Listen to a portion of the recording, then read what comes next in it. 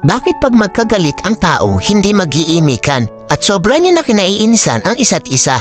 Hanggang sa hindi niyo na namamalayan ang tagal niyo na palang hindi nagpapansinan. Bakit nga ba? Dahil ba sa sama ng loob o maling nagawa o dahil sa mataas na pride? Sa sobrang taas ng pride, nagpapakiramdaman kayo kung sino ang unang hihingi ng tawad. Paano kung pareho kayong ma-pride? E di habang buhay na kayong walang pansinan at mag-iinisan, di ba? Alam niyo ba ang kasabihang, it's better to lose your pride because of your love than to lose your love because of your pride? Hindi naman masama kung itapon mo muna ang pride mo para sa taong mahalaga sa'yo. Kaysa naman itapon mo yung pinagsamahan nyo ng dahil lang sa pride mo. Wala namang masama o mawawala kung ikaw ang unang lalapit o iimik. Ika nga ang nagmamataas ang siyang ibinababa at ang nagpapakumbaba ang siyang itinataas. Kaya